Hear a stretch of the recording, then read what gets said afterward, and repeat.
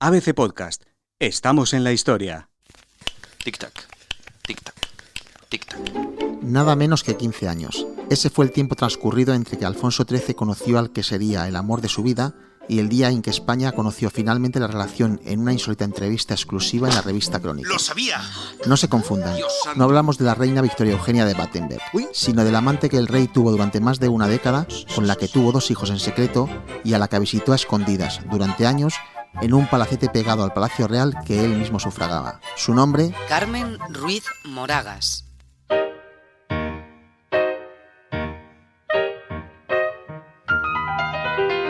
Carmen Ruiz Moragas era, pues una señorita de la época. Era la hija de Leandro Antolín Ruiz Martínez, que fue un gobernador civil de Granada.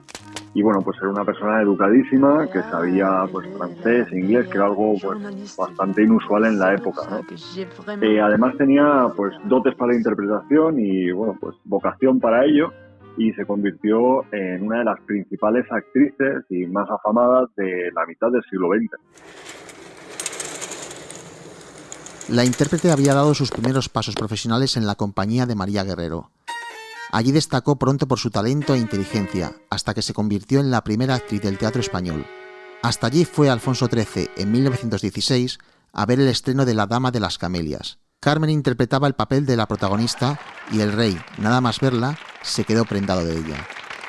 Le exigió al marqués de Viana, su compañero habitual de fiestas y encubridor de sus aventuras, que la trajera al antepalco para saludarla, y de paso, cortejarla. En ese momento, Alfonso XIII llevaba casado con Victoria Eugenia 10 años. Es de suponer que la elección del rey Alfonso XIII de su futura mujer no fue algo del todo libre, porque estaba supeditada a una serie de características, ¿no? Como que fuera de sangre real. Además, la relación de los reyes, don Alfonso XIII y doña Victoria Eugenia, se vio enfriada por varias situaciones bastante dramáticas, como es el asunto de la hemofilia, del que Victoria Eugenia era portadora, y además hay un drama todavía mayor que enfría la relación entre Alfonso XIII y Victoria Eugenia, que es que su segundo hijo, don Jaime, no ha nacido sordo, sino que ha tenido una infección de la parte interna del oído, se le ha tenido que operar y ha quedado sordo después de esta operación. Carmen se convirtió en la mujer de su vida y en su refugio durante aquellos tiempos convulsos que le tocó vivir al frente de la monarquía. Después de 10 años de matrimonio y varias aventuras, Alfonso ya no quiso reinas ni aristócratas, la quiso a ella, aunque fuera a escondidas. La actriz tuvo 2 hijos con el monarca, María Teresa y Leandro, a los que no dio su apellido, pero de los que se encargó siempre en la distancia. El rey construyó 2 hogares a menos de 4 kilómetros de distancia, el oficial, rodeado de toda la pompa del Palacio Real, y el clandestino, en un pequeño palacete en la Avenida del Valle, que Alfonso XIII pudo procurar a su amante por los intereses que tenía en el metro de Madrid. Hasta la llegada de la Segunda República en 1931, solo unos cuantos confidentes del monarca conocían la relación, pero guardaron silencio. Se veían de maneras bastante simpáticas. El rey utilizaba un seudónimo, un nombre secreto con el que se presentaba en los viajes, en los hoteles, en las reservas, que es el título de Duque de Toledo. De esta manera podía moverse con cierta libertad sin levantar un poco la atención. La excusa muchas veces para estos encuentros, sobre todo cuando eran viajes por España, era la caza. El tiempo, la duración de estos encuentros era muy variada. Por ejemplo, podía ser de varias semanas en el extranjero. Por ejemplo, cuando nace la primera hija de esta pareja, esta niña que se llama María Teresa y que nace en Florencia, en 1925, el rey está en Florencia durante varias semanas hasta que llega el alumbramiento. Antes de fallecer en 2016, Leandro contó que su padre se escapaba del Palacio Real para pasar tiempo con él, su hermana y su madre. Como excusa decía que iba a pasear a los perros que tenía de raza tekel. Sin embargo, en vez de irse a la casa de campo o a El Pardo, el chofer lo recogía y lo llevaba junto a ellos. Me hizo gracia descubrir que mi madre aparece en numerosas fotografías acompañada por los perros del rey, fotografías realizadas por él.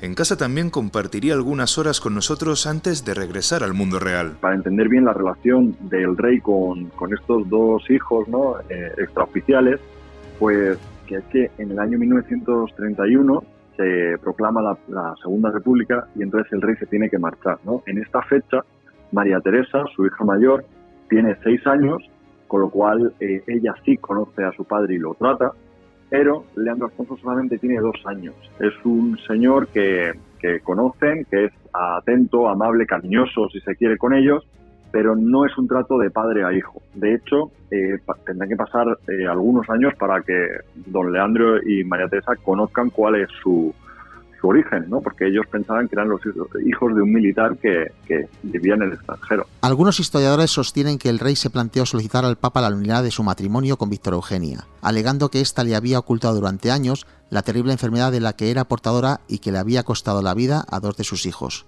La idea se la metió en la cabeza el marqués de Viana, y cuando la reina se enteró en 1927, lo convocó inmediatamente en sus habitaciones particulares. Viana, no está en mi poder castigarle como usted merece. Solo Dios puede hacerlo. Su castigo tendrá que esperar hasta que esté usted en el otro mundo. La reina era conocedora de la relación entre su esposo y Carmen Ruiz Moragas desde el primer momento. La reina tenía, un círculo cercano que le informaba de digamos, los movimientos de su marido, pero ella no pudo hacer nada por interrumpirlo.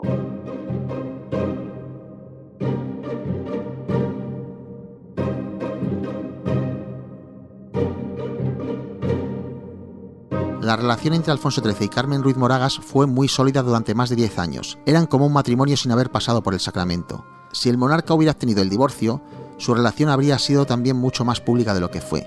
Pero, ¿por qué Alfonso XIII no se atrevió a pedirlo? Existe la creencia de que el rey pudo,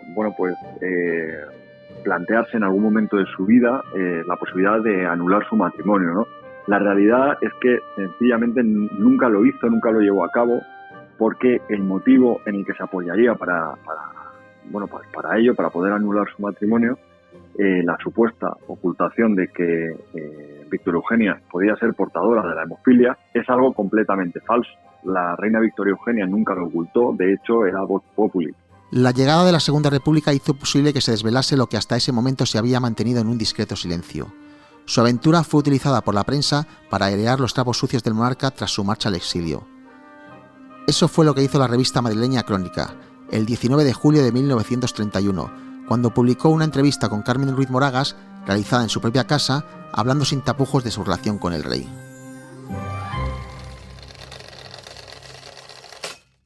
Nuestra relación no era de ayer. Empezamos hace más de 10 años. Durante 3 o 4 le jugué muy malas partidas. De pronto me iba al extranjero meses y meses. El que estaba muy ilusionado me pedía por todos los medios que volviera enseguida.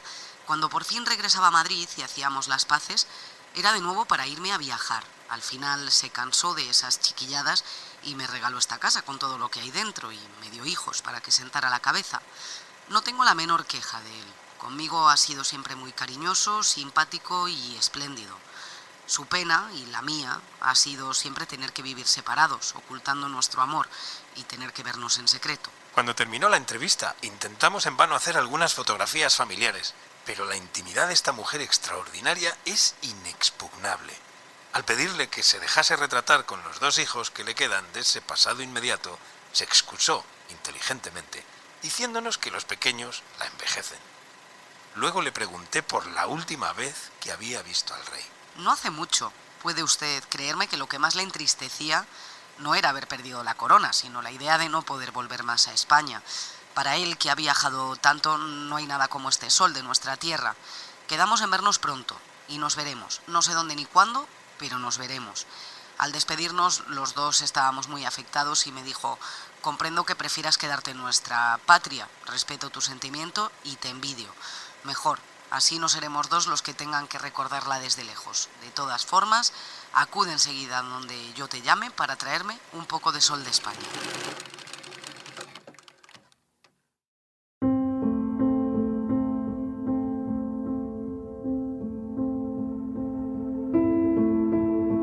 A comienzos de 1936, mientras el rey se encontraba en Londres, a Carmen le diagnosticaron un cáncer de útero muy avanzado.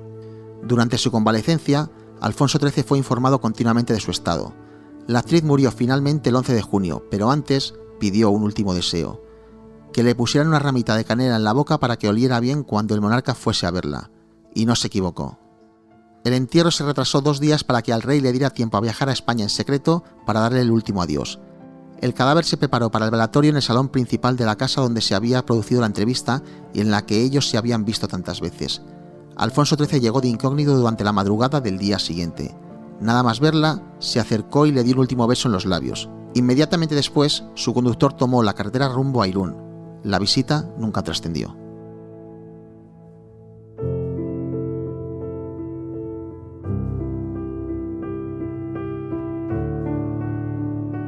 ABC Podcast. Estamos en la historia. Puedes escuchar todos los episodios en abc.es, iVoox, Wonda, Spotify, Apple Podcast y Google Podcast.